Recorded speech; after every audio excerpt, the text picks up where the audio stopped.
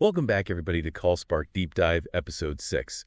And this time we're going to be diving into a book that's all about making your words work harder for you. Ooh, I like that. 100 Great Copywriting Ideas by Andy Moslin. And we love practical advice here at CallSpark, and this book is absolutely packed with it. Yeah. Pulling wisdom from real companies. Think Time Out, Porsche, even Waitrose Wine Direct. So, okay, let's unpack this thing. First up, Moslin hammers home this point that your reader matters most.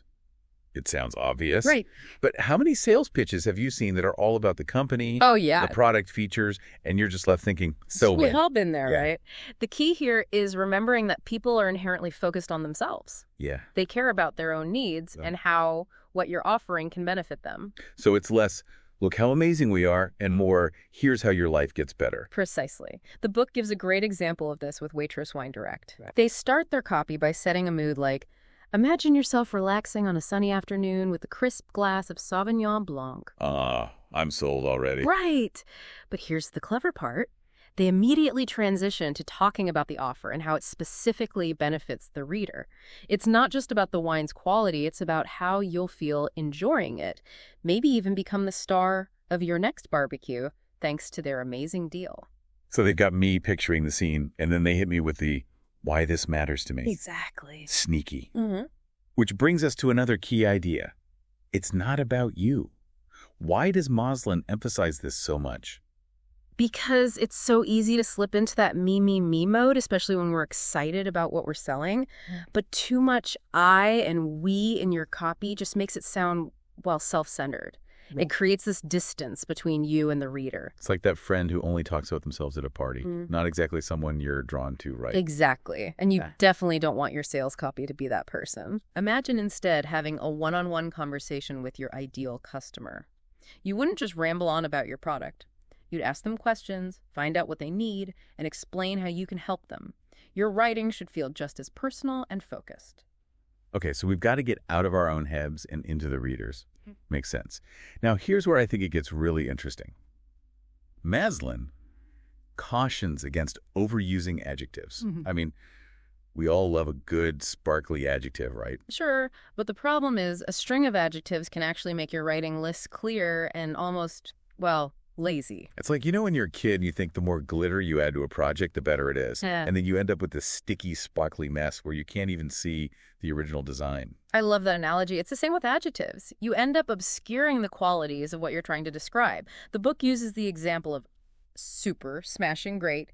Those words don't actually tell us anything specific about the product. They're just vague, feel-good words. So what's the alternative? Are we just supposed to write in monotone? Not at all. Instead of piling on adjectives, try using strong verbs and sensory details. For example, instead of saying, this is a beautiful and comfortable sofa, you could say, sink into the plush cushions of this handcrafted sofa and feel your worries melt away. Ooh, I can practically feel the soft cushions already. Yeah. That's way more evocative than a bunch of adjectives. Exactly. It paints a picture in the reader's mind and engages their senses. Yeah. That's what good copywriting is all about. Now on to an idea that I think is pure genius. Imagine. Ah, yes. This technique is all about engaging the reader's imagination, and it's incredibly powerful. The book highlights dreamcarhire.com as a perfect example. Yeah, that amazing headline. Imagine yourself behind the wheel of a supercar. It's instantly captivating. Exactly. But the real brilliance here is that they're not just describing a car, they're tapping into a deep-seated desire. We all have dreams and aspirations, and this headline speaks directly to that. You're not just reading about a car, you're experiencing it in your mind. You're feeling the wind in your hair, the power of the engine, the envy of everyone watching you drive by. It's like those old perfume ads, transport yourself to a tropical island. Exactly.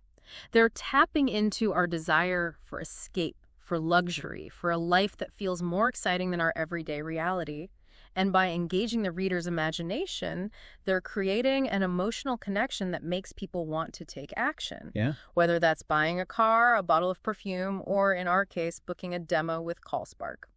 That's a great segue. Speaking of getting people to take action, the book also dives into renewal series. This is a tactic publishers have used for years, but it's applicable to any business with subscriptions or memberships. So basically, it's a series of communications reminding customers what they'll lose if they don't renew. Kind of like, don't miss out on all the amazing benefits you've been enjoying. Right. But there are some really clever techniques involved. It's not just about saying, hey, your subscription's about to expire. You want to remind them of the value they've been getting, the specific benefits they'll miss out on. Maybe even create a sense of urgency by offering a best offer for early renewal. Makes sense. Now let's tackle a common copywriting myth. Long copy doesn't work. Everyone's attention span is so short these days. How could it? That's a good question. You'd think so, right? But the book actually makes a compelling case for why long copy can be incredibly effective, especially when you're selling something that requires a higher level of trust and investment. So like if I'm selling a car, I need to give people more information than if I'm selling a pack of gum. Exactly. With high-ticket items, people want to feel like they're making an informed decision. They need more information to justify the purchase, and that's where long copy comes in. But wouldn't people just get bored and click away? Not if it's done well. The book gives the example of The Economist, which is known for its long-form articles. They managed to keep people engaged by incorporating elements like short paragraphs, direct reader address like they're having a conversation with you, and bulleted lists to break up the text. So it's not just about the length, it's about how you structure and present the information. Precisely. And the book argues that in some cases, the more you say, the more reassured people feel that it's safe to buy from you. It's about demonstrating your expertise and addressing all those potential objections a customer might have. That's fascinating. It's counterintuitive, but it makes sense when you think about it. Right. It's about building trust and providing the information people need to feel confident in their decision. This next idea really hit home for me, especially in today's always-on go-go-go world. Don't just do something, sit there. It's so important, isn't it? We're all so busy rushing from one task to the next that we forget to actually stop and think creatively. We're so focused on doing, we forget to be. Exactly. And that's where the best ideas come from, those moments of quiet reflection when we allow our minds to wander and make connections.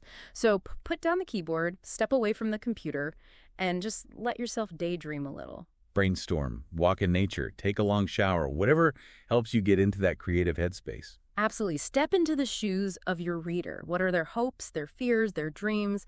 What keeps them up at night? That's where you'll find those golden nuggets of insight that will make your copy truly resonate. I think that's fantastic advice for anyone, not just copywriters. Yeah. Sometimes you need to slow down to speed up. Couldn't agree more. Now, we've talked about the big picture, but the book also dives into some often overlooked details that can make a big difference, like the importance of type size. Type size. Really? Yes. Especially for print materials, legibility is crucial. You don't want your readers squinting or struggling to decipher the text. It should be effortless to read. Like how Waitrose has those super wide aisles. It makes for a much more relaxed shopping experience. Exactly. They understand that the physical environment can influence how people feel. And the same goes for your copy. Make it easy on the eyes, and the message will flow much more smoothly. So no more fine print disclaimers. Got it. Now, here's where we get to vent a little.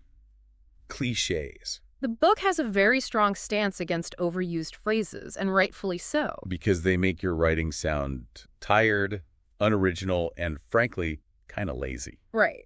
It's like you didn't even bother to put any real thought into your words. Let's officially retire phrases like out-of-the-box thinking and synergy. Please. Yeah. And don't even get me started on those stock photos of smiley business people pointing at laptops. They're so cheesy and completely inauthentic. I know. It's like, has anyone ever looked that excited about a spreadsheet? So the takeaway here is be original, be specific, and for goodness sakes, avoid cliches. Like, well, you know. I think you just used a cliche. Touché. You know what I mean? I do. It's all about using language that feels fresh and engaging. All right, let's move on to a topic that's especially relevant for anyone with a website. Optimizing for your customer. Yes. There's so much talk these days about SEO and keywords, which are important, of course. But the book emphasizes that you should always optimize for the customer first and search engines second. Because ultimately, it's real people who are going to be buying your product, not robots. Exactly. And let's be honest, nobody enjoys reading keyword-stuffed copy. It's clunky, awkward, and it makes you sound like, well, a robot. So focus on writing compelling reader-focused copy, and the search engines will follow. That's the idea. Speaking of compelling, Let's talk about storytelling. It seems like everyone's talking about the power of storytelling these days. And for good reason. It's one of the most effective ways to capture attention, make your copy memorable, and build an emotional connection with your audience. The book uses a great example of this with Hamleys, the iconic toy shop in London. Right. Instead of just listing features and benefits, they tell the story of the store, complete with vivid language, a protagonist. The store itself challenges like surviving the Blitz, and a happy ending, becoming the world's most famous toy store. It's like taking the reader on a journey, making them feel like they're part of something bigger than just a transaction. Exactly. And that's what makes it so much more engaging than just dryly listing facts and figures. Okay, last but not least, the book talks about the power of asking your reader a question. Ah, yes. Questions are a fantastic way to engage the reader and make them think more deeply about your message. Because even if they don't answer out loud, it forces them to pause and consider the topic, right? Right. It's like you're starting a dialogue with them rather than just passively delivering information. The book uses the example of a direct mail campaign for the Field magazine. They ask a question that plays on the reader's self-image and aspirations. Exactly. And that's the key to using questions effectively. It's not just about asking any question. It's about asking a question that's carefully crafted to provoke a specific response. So, for example, instead of asking, "Are you tired of making cold calls?" we could ask, "Wouldn't you rather spend your time closing deals than chasing leads?" That's a great example. It's the same basic question, but the second one is framed in a way that's much more likely to resonate with our target audience. Because it speaks directly to their desires and frustrations. Exactly. Questions are a powerful tool. Use them wisely.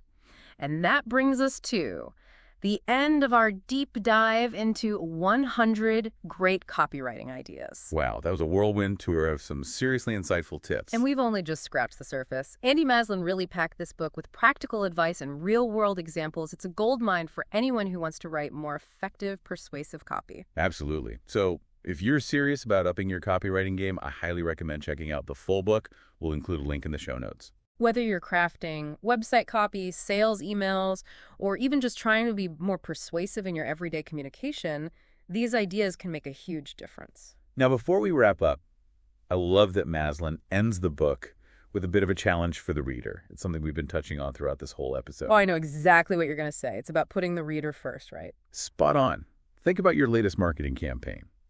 Is it truly reader-focused, or is it all about you? Are you highlighting their needs, their desires, their pain points, or are you just talking about how great your product is? Ouch. That hits close to home sometimes. It's a constant challenge, but it's so worth striving for because when you truly put the reader first, that's when the magic happens. Couldn't agree more. Speaking of putting the customer first. This episode of CallSpark Deep Dive is brought to you by CallSpark. The future of sales calls powered by smart and human-like AI. CallSpark helps you reach more leads and book more appointments, all while saving you time and effort. Imagine this. You're no longer wasting hours on tedious cold calls, battling gatekeepers, and struggling to connect with decision makers. Instead, CallSpark's AI-powered platform does the heavy lifting for you, qualifying leads, scheduling appointments, even handling objections. So you can focus on what you do best, closing deals and growing your business. Experience the future of sales calls. Visit us at callspark.ai and start reaching more leads, booking more appointments with AI outbound sales. CallSpark.making sales smarter and easier. Now, back to our deep dive. We've covered some fantastic copywriting tips from Andy Maslin's book, but there's one more idea I want to highlight, and it's about using numbers effectively. Numbers, that doesn't sound very exciting. But trust me, it's more interesting than you think. The book explains how numbers can add credibility and impact to your copy. Because they're specific and tangible. Right, they give the reader something concrete to grasp. Exactly. They make the information easier to process and remember. So instead of saying great savings, you might say save 25%. Or even better, save $50 on your next purchase. Exactly. People respond to concrete figures. It feels more real, more impactful. That makes sense. Now, you mentioned earlier that we should strive for simplicity in our language. Does that mean we should avoid using big numbers?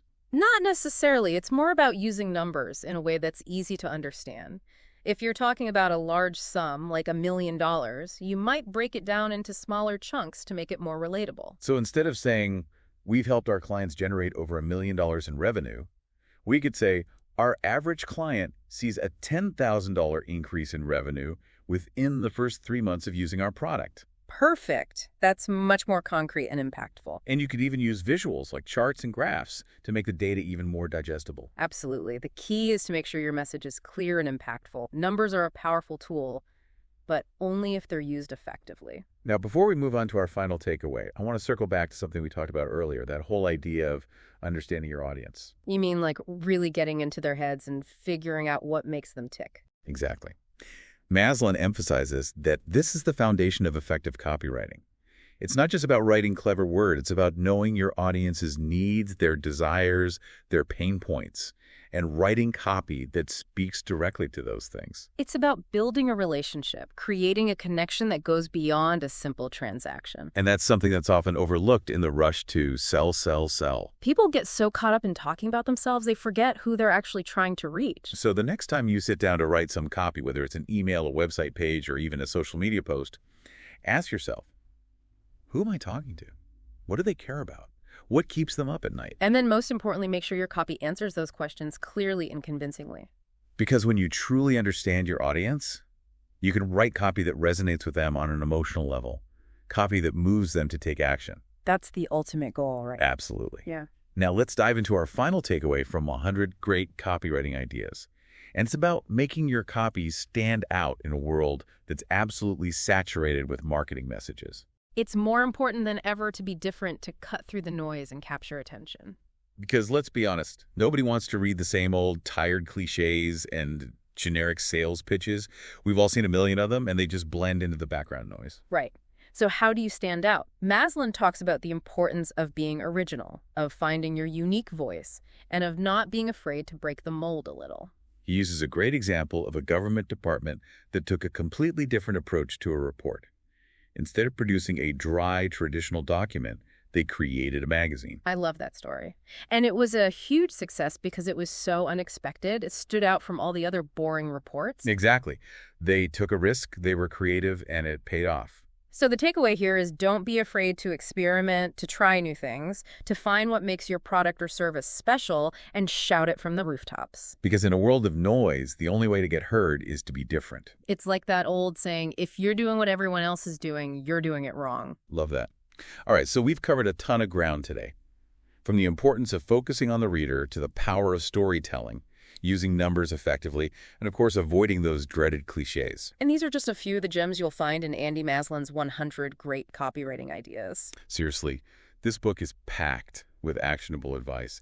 If you're looking to up your copywriting game, whether you're in sales, marketing, or just want to write more persuasively in general, I can't recommend it enough. And remember, at the end of the day, the best copywriting is clear, concise, and persuasive. It's about connecting with your audience on an emotional level. And inspiring them to take action. Thanks for joining us on this deep dive into the world of copywriting. And we'll see you next time for another CallSpark Deep Dive, where we help you uncover the hidden gems of sales and marketing wisdom. This podcast has been brought to you by CallSpark. The future of sales calls, powered by smart and human-like AI. Experience the future by visiting us at callspark.ai. And start reaching more leads, booking more appointments with AI outbound sales. CallSpark, making sales smarter and easier. Thanks for listening.